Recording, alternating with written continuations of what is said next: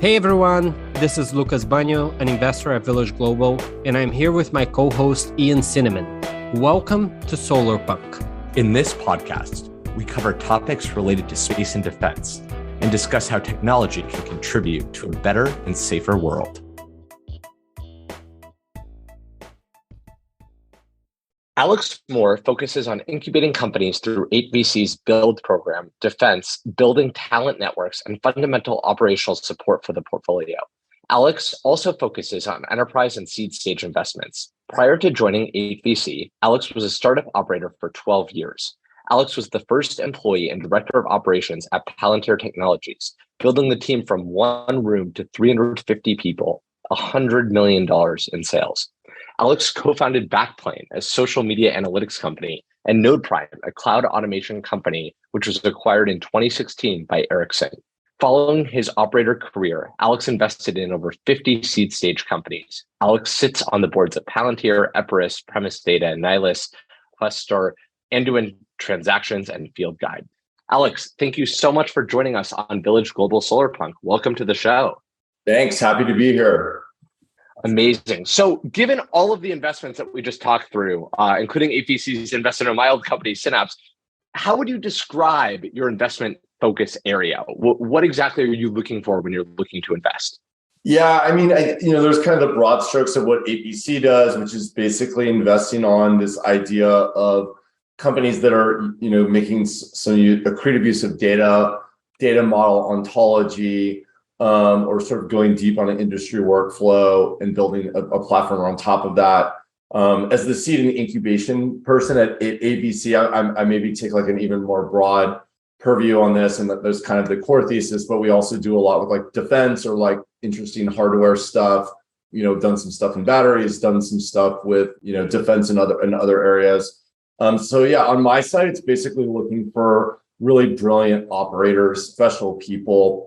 I think as the seed person or incubation person, you actually don't have that much to like evaluate. There's not much built yet. Sometimes it's like an idea, sometimes it's a piece of paper or a deck, or a conversation at a dinner.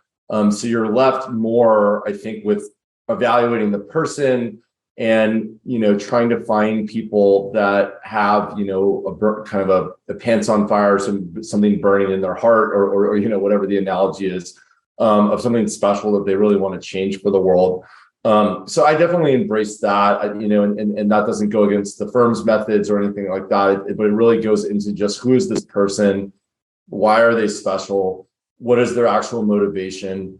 And like a question I'd just like to ask when I'm talking to people is just like, why are you doing this? Like, why are you doing this? Right? Not, is this a good idea? Why are you doing it? Specifically you. So those are kind of like the exploratory questions I'm getting to the root of, and that's sort of to me more important almost in the market. Of course, we also want to tie it to like a bigger, interesting market that the firm has some expertise in as well. So tell us a little bit about your transition from operator to investor. What got you so excited to be operating for well over a decade and having tremendous success at Palantir and other companies? And what about that led you then down the investing path? Yeah, I mean, I think I had always, the people that I admired even on the VC side, were always like the former operators. That had always been the model in my head of like, you go to school, you do startups for like, until you can't take it anymore. And then you get to be a VC. That's sort of like the thing that comes after. I still think that's correct. And the reason is because, you need to go get your knees skinned up a little bit. Before you can really give great advice to like younger entrepreneurs.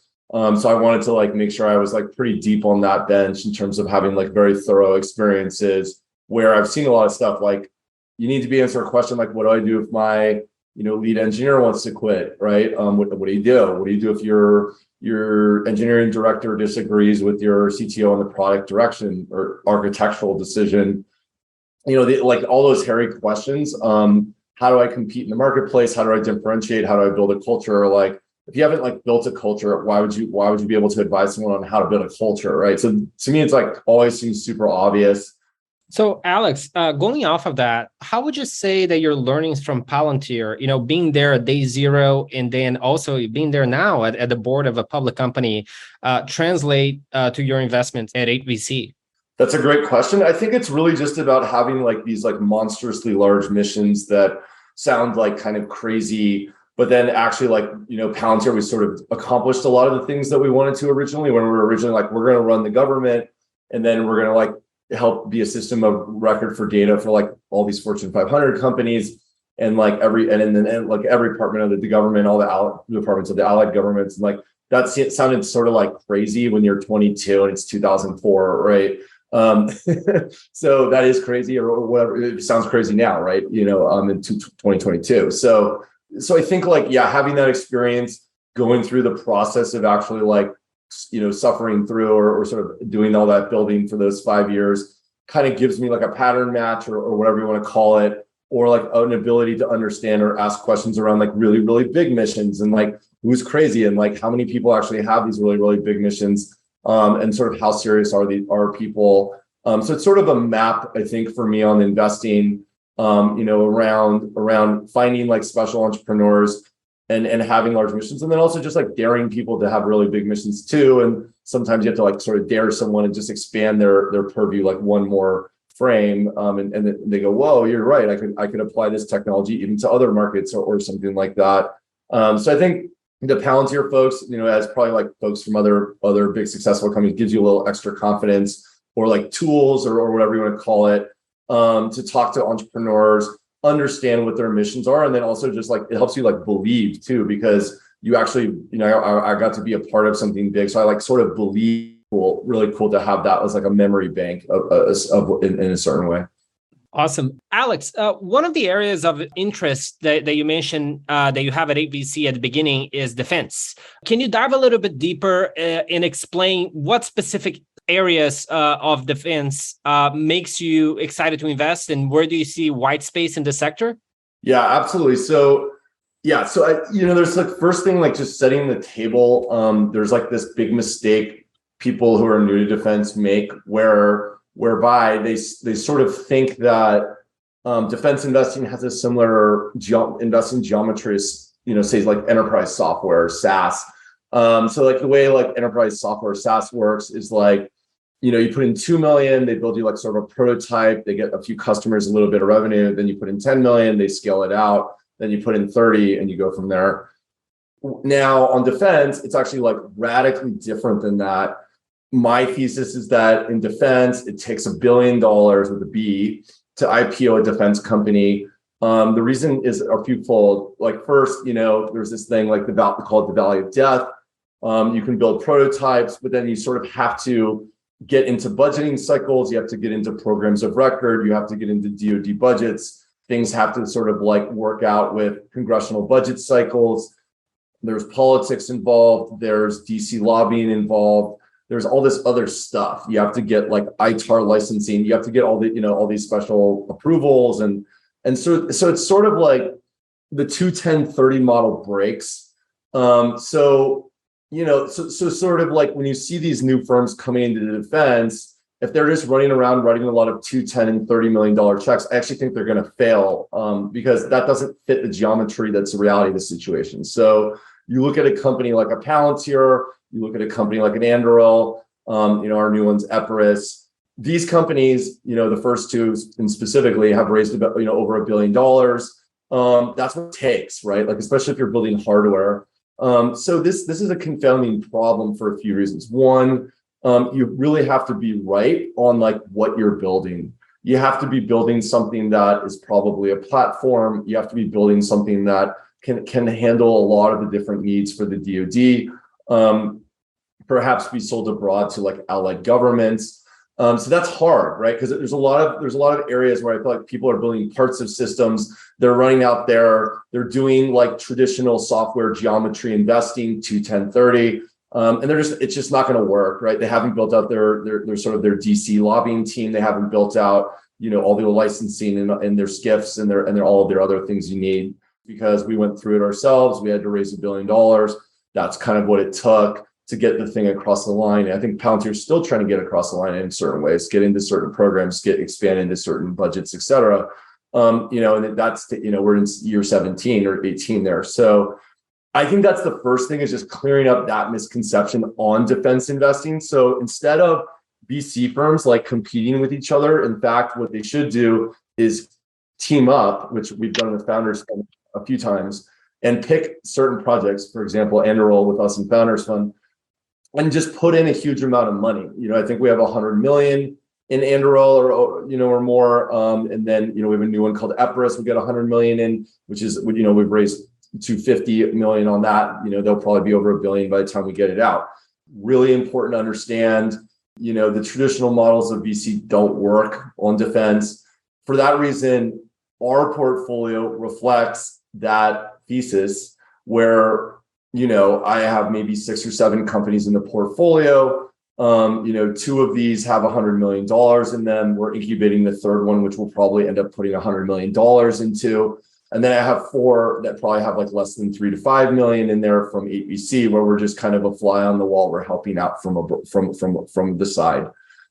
And that's actually like sort of a shocking insight, because it doesn't map to, like, maybe if you're building like, a semiconductor company, you need $1 billion or something too, like to build your fab. I don't know. So there's probably some other analogies that work here. So second thing, like, what areas do we think are really cool? I mean, you look at the history of our investing. So autonomous systems, that's the Enroll. That's Enroll. So sort of like surveillance and drones. That's been really relevant. You're actually seeing the relevance of that in the war in Ukraine, where drones are being used quite extensively in different operational capacities on both sides of the aisle. So one is surveillance. Where are the tanks? Where are the bad guys? Let's put some video cameras on drones. Let's fly them around. If they get shot down, who cares? They're only worth $1,000 or $100 or whatever. Throw another one up. Get your data. The other one is you can sort of like put grenades or munitions on drones and drop them from above. Very disruptive, very cheap, very like guerrilla warfare. This is changing the game. This is not like anything like any other war we've ever seen fought. This is how wars will be fought in the future. So autonomous systems, things with drones. Company 2 for us is the counter drone company. It's called Epirus. It's directed energy. We're using software-defined directed energy to shoot drones out of the sky, to take out drone swarms, to map a sky and, be able to take out enemy drones while preserving ours in a far field. We can do vehicle stop. We can do a lot of different things here. Basically turning electronics off of anything that has electronics on it. So you can imagine like the way that could even change the current game. So we think Epirus is the future of warfare, in terms of countering these sort of autonomous or drone systems that the enemy would use, putting your enemy in the dark, turning off their night vision, turning off their radar, et cetera. So that's $100 million. That's $1 billion idea, right? And we've begun the process there. I think those are the 2 big bets we've done. I've been in 8VC for 6 years. We've done 2 big bets in defense, and I'm the Palantir guy. So, you can really see like we're being very, very, very, very picky. I don't have a portfolio of 20 companies. I have a portfolio basically of 2 companies and 5 smaller bets that are also very cool. And then, we're incubating, we're looking now at sort of maritime. So sort of like, are there sort of autonomous systems you can put on the water? Let's think of Anduril and Epirus as Ukraine, or sort of Middle East war companies. And let's think of, what we're incubating as a Taiwan-China war company. It's how do you defend Taiwan? How do you defend coastlines? Can you put, sort of maritime drones in the water? Can you do things with what we call contested logistics, moving things around? Right now, a lot of soldiers get injured, not in active fighting, but in moving supplies around, in war, moving things around, moving supplies, moving ammunition and getting shot at while they're just doing resupply routes. So perhaps a machine, a robot, an autonomous system could move those supplies and not put the human being, the soldier, in danger. And perhaps that needs to happen on the water, not just on the land. So people like the Marines, people like the Navy have their own needs, whereas other companies that are focused on the land-based systems, Army, Air Force, et cetera, have their own needs. So that's kind of the next space we're looking at.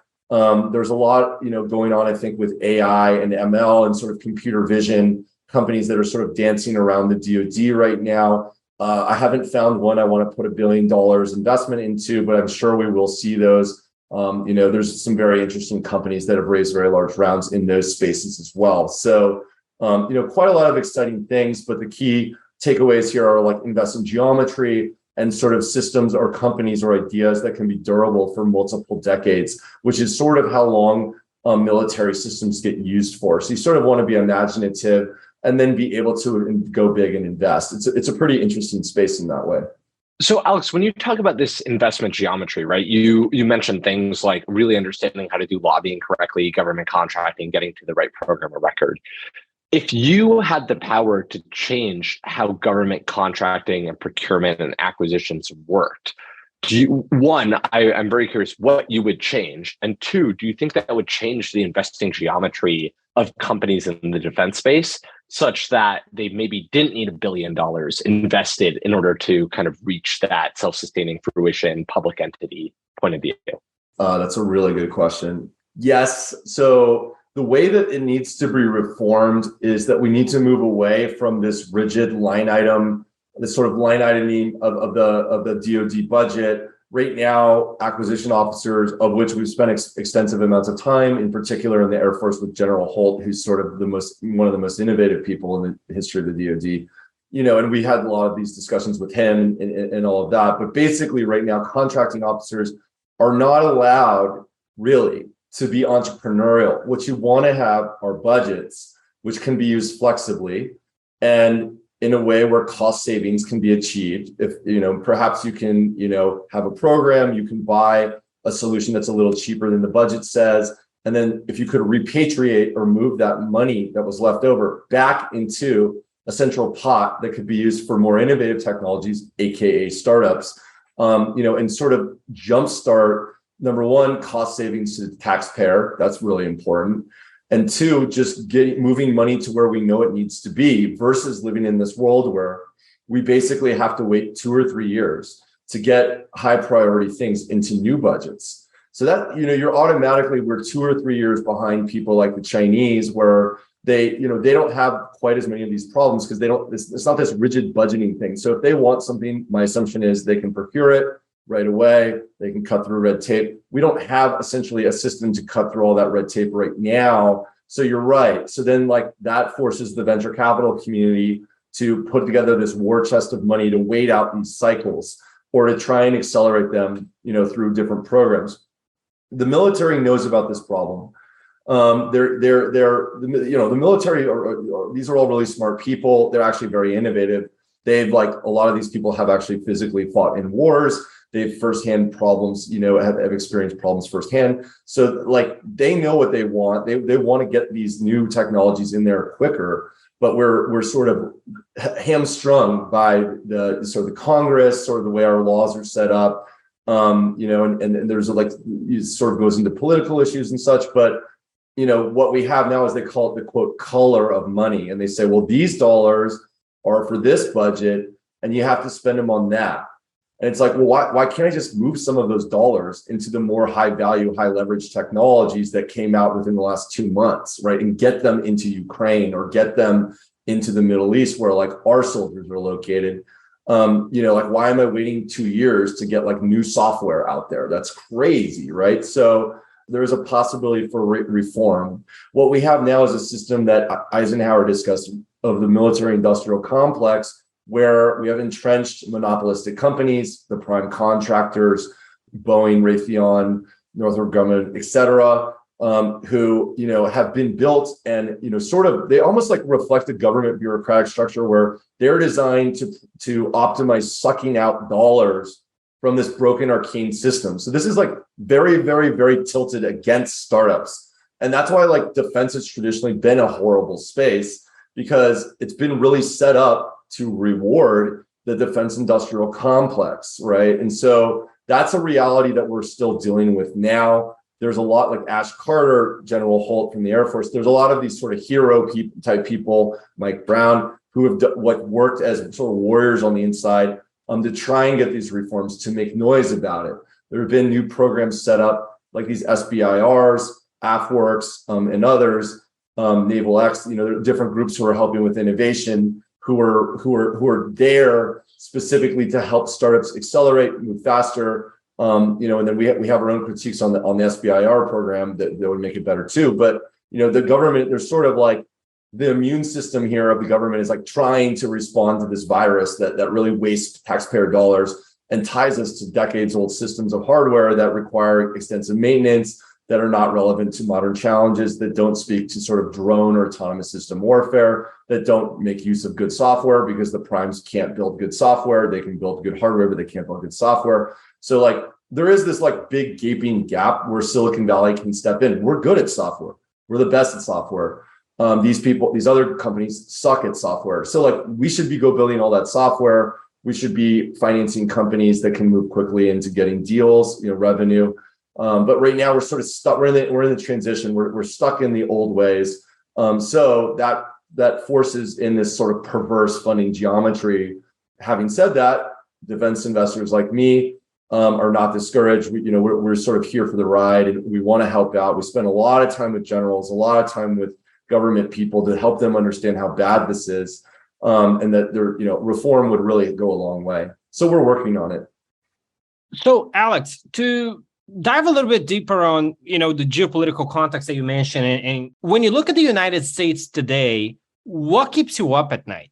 Yeah, I think that's a really, really good question. I think the macro thing defense people will talk about is this idea that China could sort of like accelerate past us in innovation, which would sort of like shift the balance here more in their direction. Like if they had like radically superior military technology, they could sort of take over Taiwan or do other things that would sort of be like against American interests. We're sort of behind on a lot of things, right?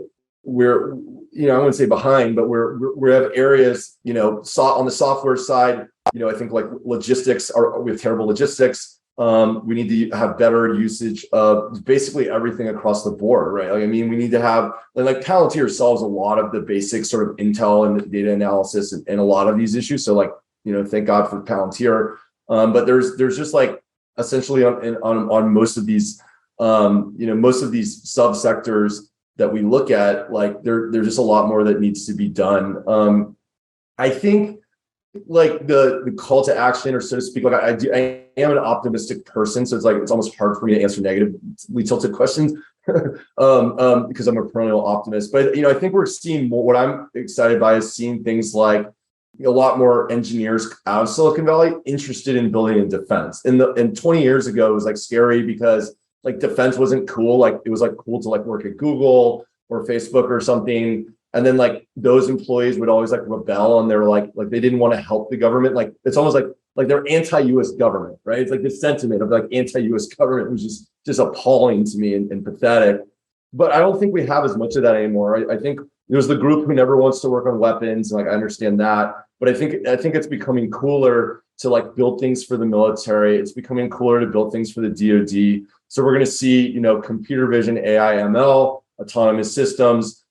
We're seeing like startups working on hypersonics, like that was unheard of 2 years ago. So I think Silicon Valley is starting to break into the game all the way across the board in a way that's really exciting. And then we're seeing a lot. Also, we're seeing some cross pollination where the like former military operators are beginning to join a lot of different startups. So I think this merging of Silicon Valley to the DoD, so to speak, of these networks is happening. That keeps me on the optimistic side. The pessimistic side, what we're all worried about would be like, China or like, and Russia's already getting started, but like China would be a lot scarier, of course, in a war context, just because they have, so much resources.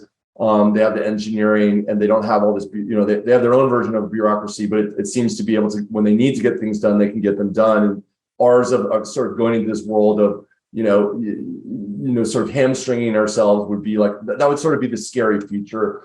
China's efficient, they're bold, they're going after Taiwan, they're going after their neighbors. and America is hamstrung and sort of political infighting, and Silicon Valley is not, is anti-war, or sort of anti-patriotic, doesn't want to help the U.S. government. That would be sort of the scary case, right? Like all of our engineers are working on advertising algorithms, and then we sort of like, the world goes to hell or whatever. That would be like the bad version of the future. I'm optimistic. I don't think we're heading there. I think we're heading to the version of the world where brave, courageous young engineers get involved in the defense industry, build Spring best practices into all the departments of the DoD. We add sophistication to the DoD. They begin thinking very strategically around technology, and we sort of fix this problem together, and hopefully save the taxpayers a lot of money. Because we don't actually need all these big, aircraft carrier. You need some of that, but you don't need like as many planes. You need like software, right? So like the future is more looking like something that Silicon Valley is good at, and less looking like something that just the primes or sort of the hardware people would be good at. Although of course you do need all that hardware. So like those things, you're never going to get rid of aircraft carriers, but you might need like a bunch of hackers to go like, stand up a system that can sort of help our allies or help our military. So it's a mixed bag there, but I think to get into defense, you have to be sort of on this like perennial positive thing, just because it is so hard. So in order to speed up this kind of direction that we're already heading in, where Silicon Valley seems to be embracing defense more, and the optimistic viewpoint that you mentioned, how do you think we accelerate that? Do we need some sort of new Sputnik moment, something that's going to trigger everyone to wake up even more and move faster? Or do you think we don't need that and we're already moving in the right direction? Yeah, so we need to expand these early adoption programs. Like we need to reform the contract, the acquisitions piece, and then we need to like radically, because the acquisition piece is started to reform. In the meantime, we need to radically expand the SBIR, AFWERX, all those programs that are designed to give early contracts to startups. The whole problem with those programs is they're designed to give out $2 million grants. I can, like in my explanation to them is like, if you give me $2 million, I can sort of get something started, but it's not like an investable entity. If you give me a $10 million grant, I can go build a whole software team to fix a problem. $10 million is like a Series A in Silicon Valley. That gets a company started, 10 million in revenue. Then I can go put, 20 million in investment. Now we have $30 million. That's enough. That's enough to get it going. That's enough to get it started. So we just need the government to have more of these flexible programs with bigger dollars and pick winners. It doesn't help the startups ecosystem to have like 4 small contracts go to 4 startups. We'd rather have one big contract go to the correct startup with the actual best technology. So there's this thing where, it's kind of human nature. You want to sort of hedge. And we actually saw that. It's kind of funny with like SpaceX and then like the other like rocket companies that are like kind of like not as good, right? Where that you'd almost see like the government give big contracts they just want to have an ecosystem. Whereas like SpaceX, maybe you could also just give all the money to SpaceX, right? And we might be on Mars already. So we have like a miniature version of that in all these little subsectors. And so I think we're like teaching the DoD more and more and more that like the best technology will always win the whole market or most of it. So like the sooner the government can understand who the winning technology is, we're here to help them do that and just bet on that technology. Then you'll get like this really big startup that actually delivers massive scaled out solutions. So there's just like a few of these little things that I think would help both sides of the equation. It would help the DoD receive scaled out, really next generation technologies. It would help the VCs and sort of the operators start the right companies and build the right companies, amass the talent into the right companies. That would sort of like ease the tension around how hard it is now, where you need these like heroic efforts, like an Anduril. You need like the all-star team from Oculus, you need the all-star team from Palantir and all the schools to kind of like put it all together and $1 billion. That's like the formula right now, which we pursue actively. Then we would have like a flourishing of like a sort of, that would be the aha moment, like you were saying, where you could have like a breakthrough, a wave of technologies all across the DoD. So we're fighting for that. These things are slowly changing. These are sort of known problems. And we're working on it. Of course, like if you're a prime contractor, you're probably fighting against that because they're fat and happy. So that's the countervailing force here is these sort of big monopolies that act very monopolistically. Alex, tell us a little bit about, as you're seeing companies that come in seeking investment, how do you separate out the investment, the defense hat that you're wearing, and thinking about, how does this create a more peaceful future version of our current world versus just the pure fundamentals of business? And how do you wear both of those hats when you're looking at companies?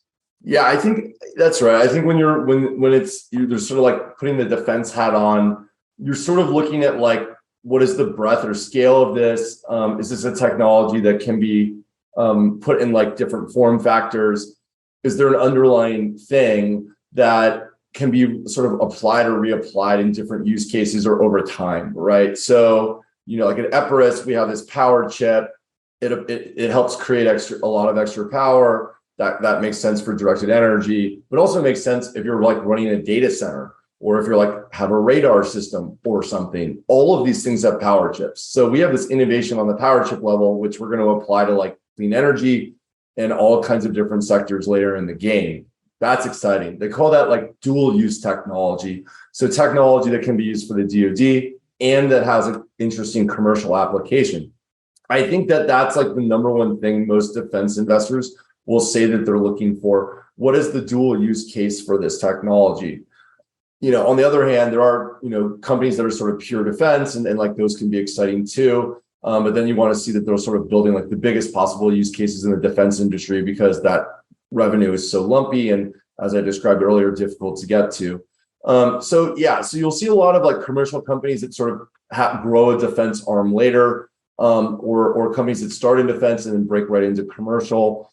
So, Alex, given your experience in this space, do you think at this point there's already a playbook for a company starting around building defense technology, or is it still too early in the sector? Tell us a little bit more how you and 8VC think about this. Yes, so I think there's an initial playbook until we get to the point of what we call the valley of death. And the valley of death is this industry term. It's a real thing. It's sort of the point where you go from getting these smaller $2 million grants and contracts, and now you need the big one. You need the $30, $50, $100, $200 million quote system of record contract, something that may or may not even be like a line item on the congressional budget. There's a big gap between these two places. So the traditional playbook sort of works for the first part of that. You can get there. You can spend 10 million. You can get a few of these $2 million deals. You can build an engineering team of 20 engineers and and then what, right? And then what? So that first playbook, we all know how to do it. It's sort of the software Silicon Valley playbook, but then they get to the scary part where you really need to have a system of record or a larger contract come in, or you're sort of left there kind of dancing by yourself on the dance floor. That's very scary. So that's like the hole in the market. That's the part where we're all grappling with it. And I don't think we have a clear playbook on that right now. And like the reaction then is just to raise huge amounts of money. Like look at Anduril, look at Epirus, look at Shield AI. All of these people have raised hundreds of millions of dollars to weather that storm of not having large dollar contracts where you got to wait 2 or 3 years or the like. So I think like we're still grappling with this. It's still a problem. And we've sort of like figured out this geometry that's strange, but it's not healthy, right? It's not the most efficient way to build a technology company. And so it's left, I think, people confounded. And I think we'll wipe out a lot of defense investors because they don't really understand this to the level that I think that we've internalized it. So that's sort of the risk in the market, and my hope is that the ecosystem continues to evolve. We sort of shrink that valley of death, to something a little more shallow or whatever you call it, a little easier to deal with. But that's the problem that we're still dealing with. So Alex, for all the listeners that we have on this podcast who are curious about, whether they're investors or they're entrepreneurs or they're founders, if what you're saying resonates and they care about the future of America, American values, a safe and prosperous world, what would be your advice or recommendation to them? What should they be doing?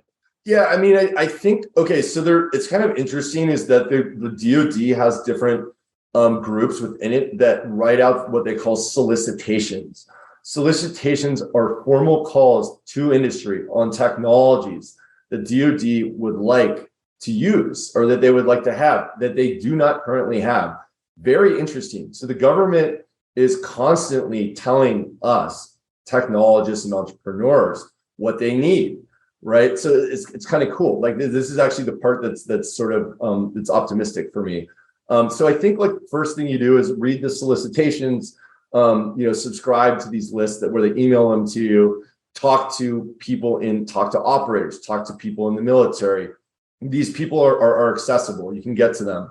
There's a lot written online about what's needed. And you can kind of go in there and go, oh, hey, these are like sort of the areas that Silicon Valley is good at. They're talking about computer vision.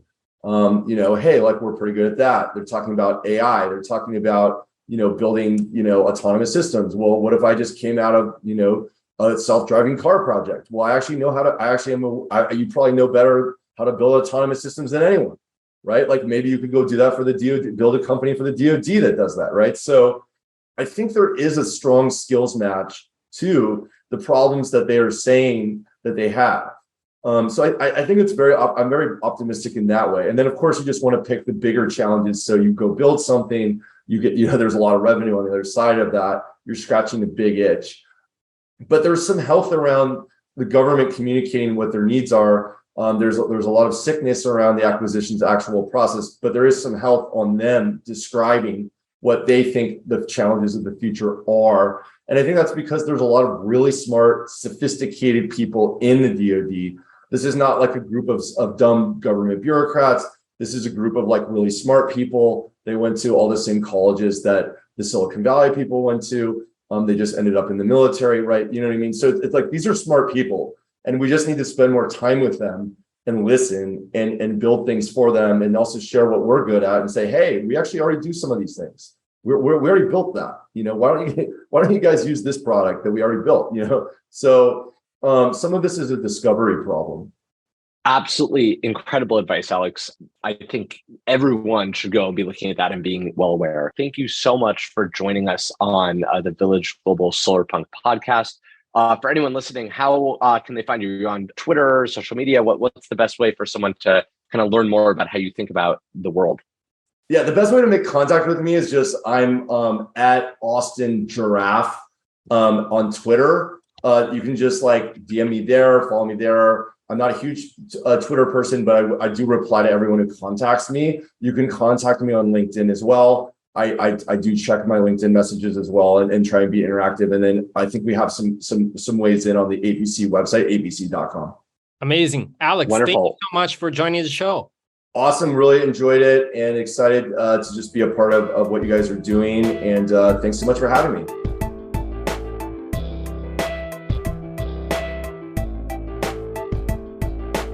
If you're an early stage entrepreneur, we'd love to hear from you. Check us out at villageglobal.vc.